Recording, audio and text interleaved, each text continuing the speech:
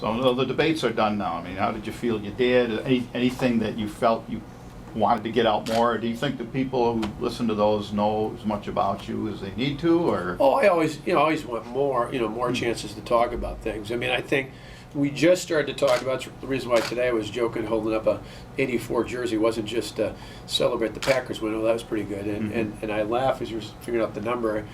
Sometimes people think, is it Billy Schrader, is it Sterling Sharp? These days it actually could be Jared Abbrederis, if you can get back to playing again.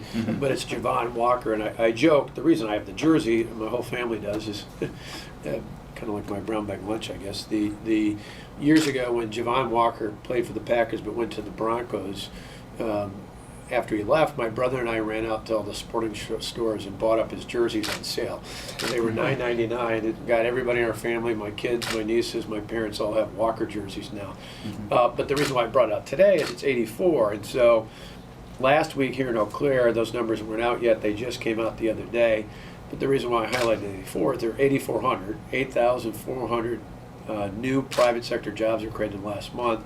Why I think that's so significant is that's the best September we've had in a decade, actually more than a decade. And the unemployment rate's now down to 5.5%. It's the lowest we've been since October of 2008.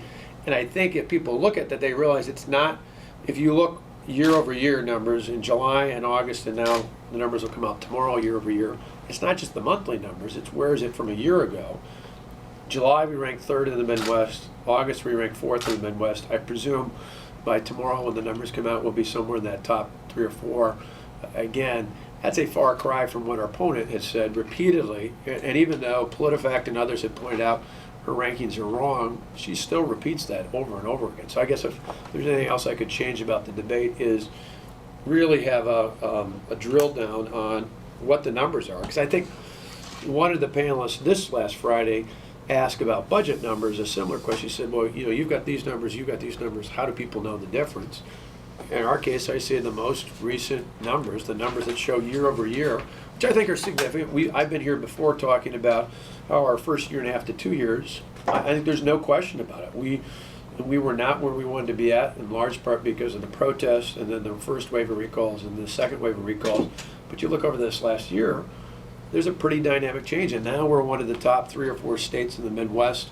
Our numbers are solid, we're growing, and we've got, as we laid out there, a great plan, 62 pages of a plan to tell people where we want to go for the next 4 years to make it even better.